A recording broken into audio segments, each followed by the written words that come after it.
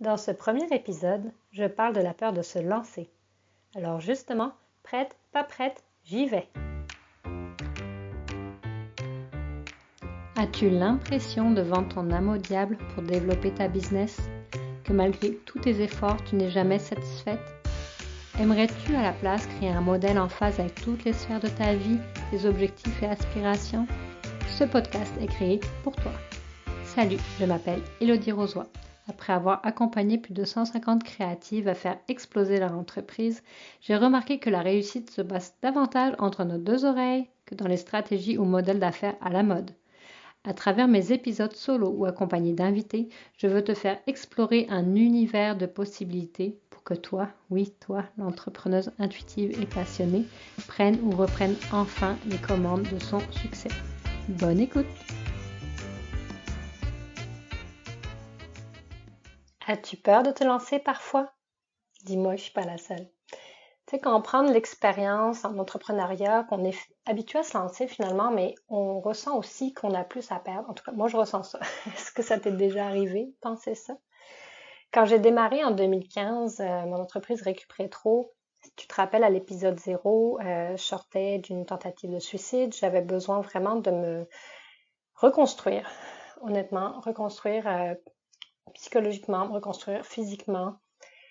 J'avais, pour la première fois de ma vie, un état d'esprit où je voulais faire les choses pour moi. Je voulais découvrir qu'est-ce que j'aimais, dans quoi j'étais bonne.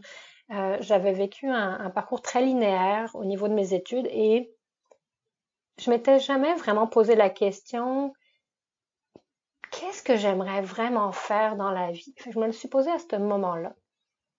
Donc, j'ai démarré mon activité sans pression. C'était vraiment le fun, surtout au début. Je connaissais rien dans l'entrepreneuriat, je partais de zéro. En fait, j'ai décidé de partir mon entreprise parce que je commençais à vendre mes créations. Il y avait un intérêt. Oh, wow, cool. En fait, comme beaucoup quand on est dans un domaine où on a une passion, on pense pas nécessairement à partir d'une entreprise au départ. Puis c'est super correct. Puis je trouve ça vraiment le fun de partir cette entreprise sans rien savoir parce que on est naïf, on essaye, on n'a pas de pression qui vient avec ça. En tout cas, moi, c'est comme ça que j'étais à ce moment-là.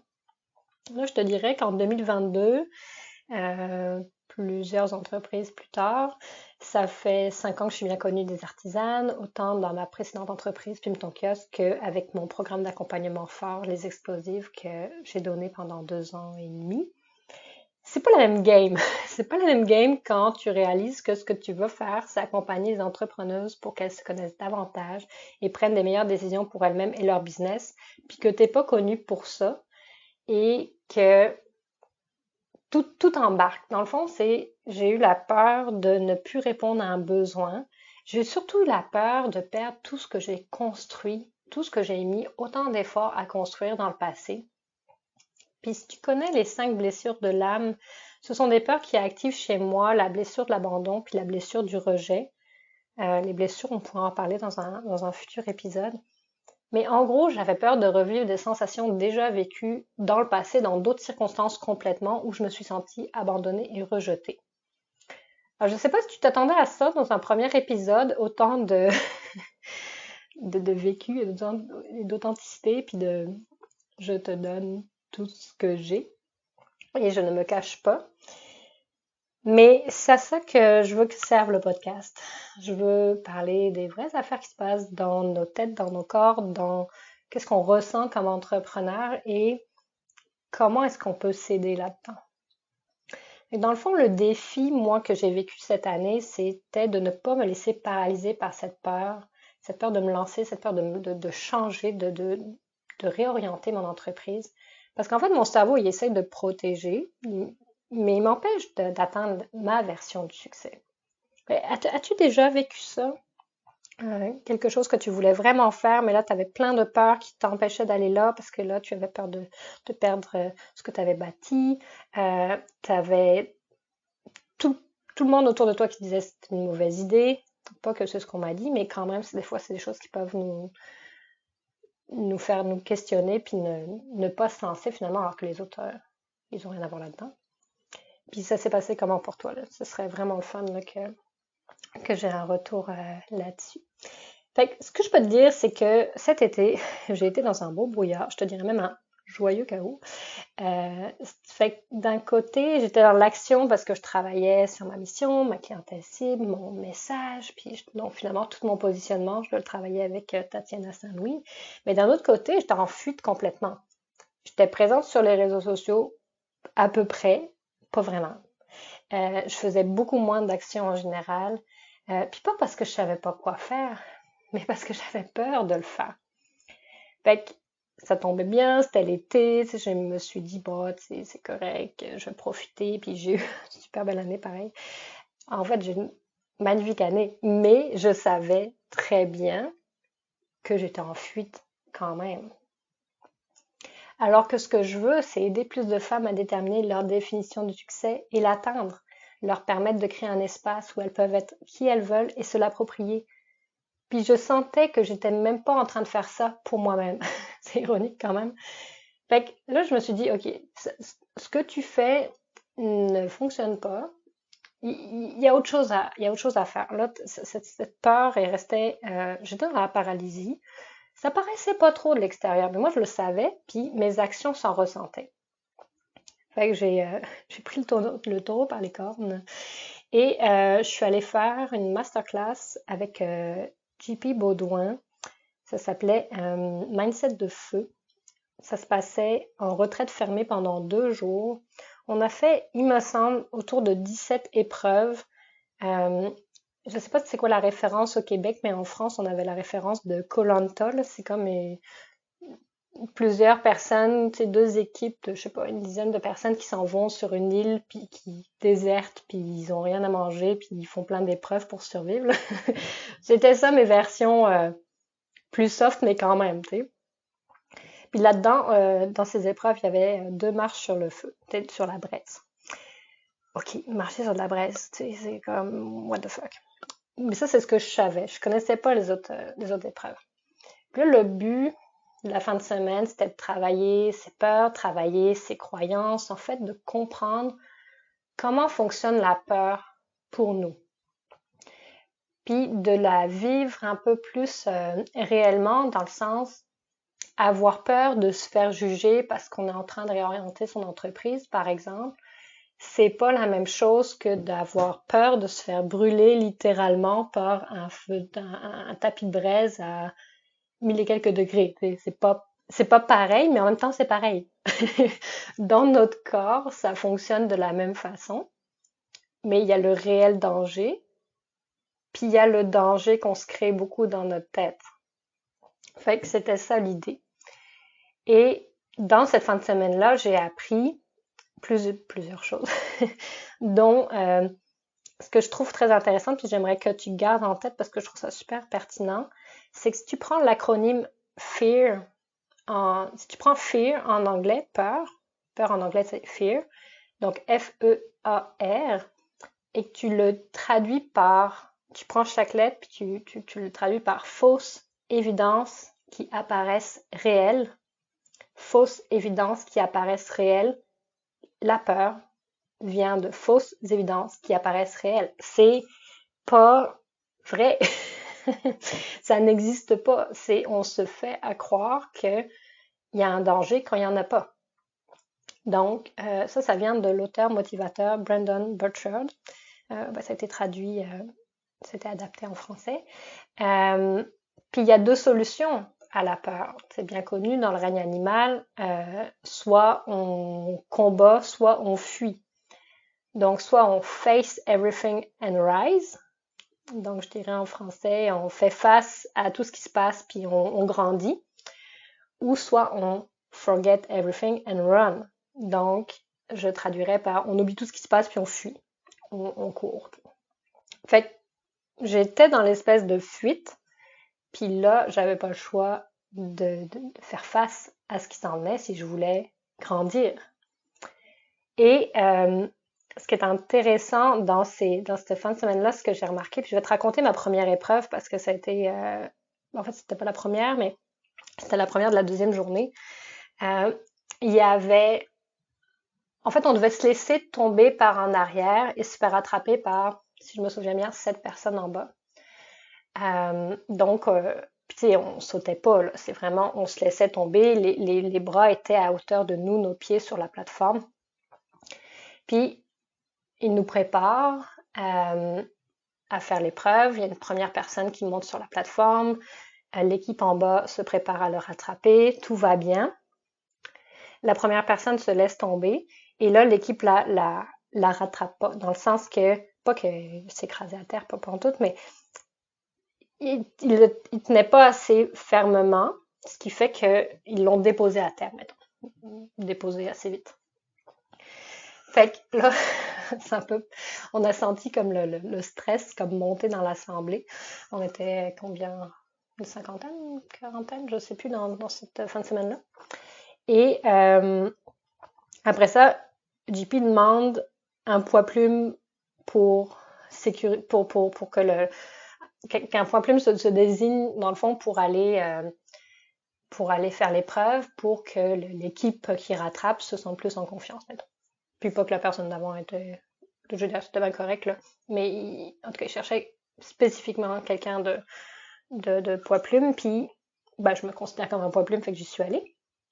Puis là, j'étais en confiance, en fait, j'étais même pas en confiance, j'étais plus comme, oh my god, je veux vraiment que l'équipe, en fait, ce que je me suis dit, c'est que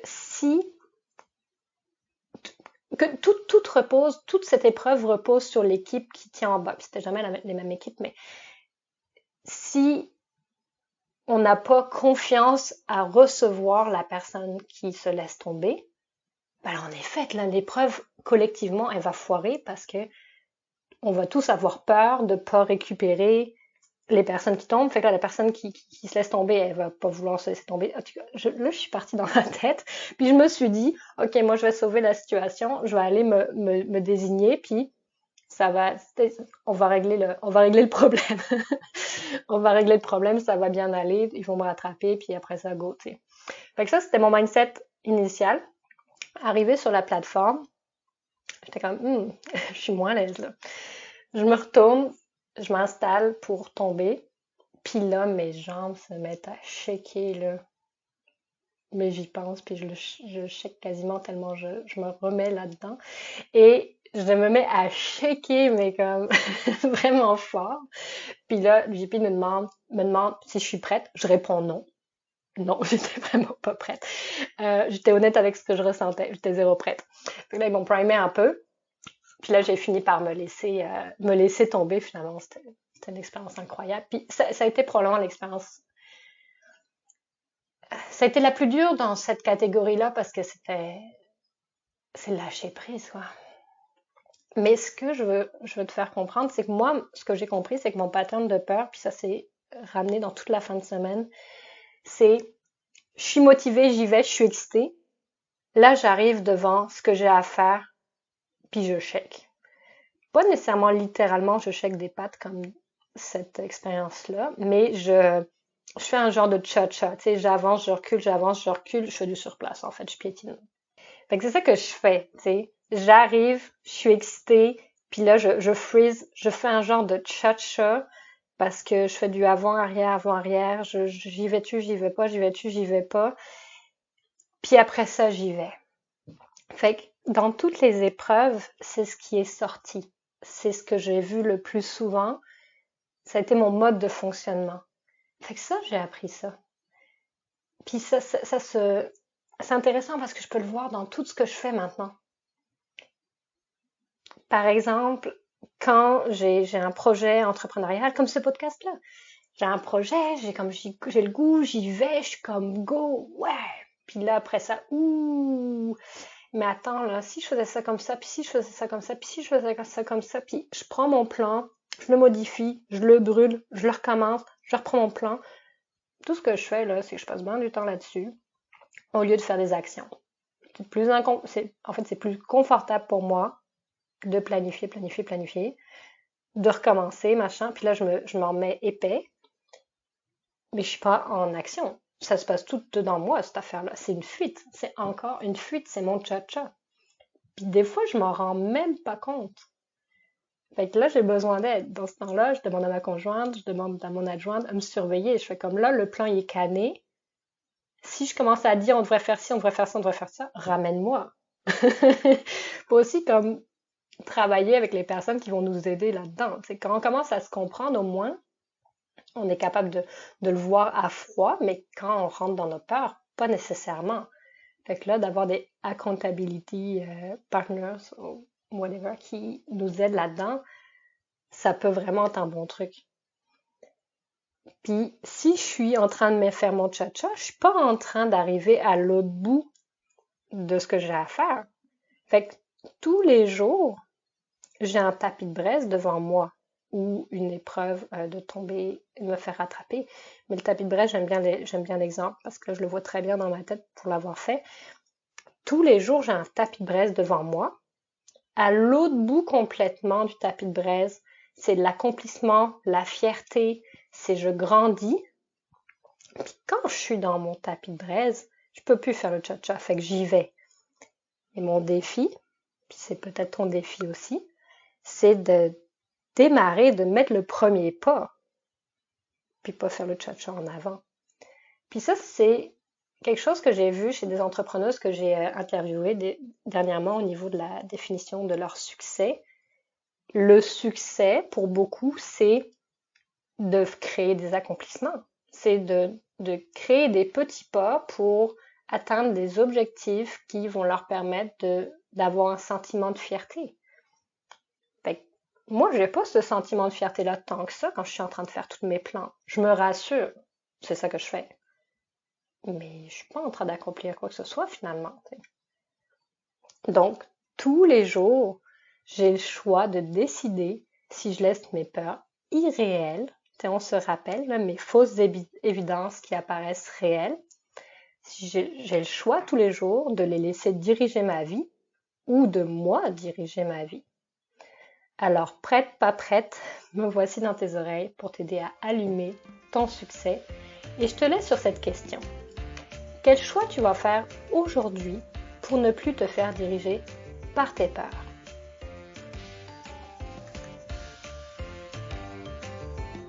Tu as aimé cet épisode? Je t'invite à t'abonner au podcast Allume ton succès depuis ta plateforme préférée pour être au courant des prochaines sorties. Si tu l'as vraiment aimé, laisse-moi un avis ou même partage-le avec une amie entrepreneuse que tu voudrais inspirer aujourd'hui. Merci infiniment, on se retrouve bientôt. Bye!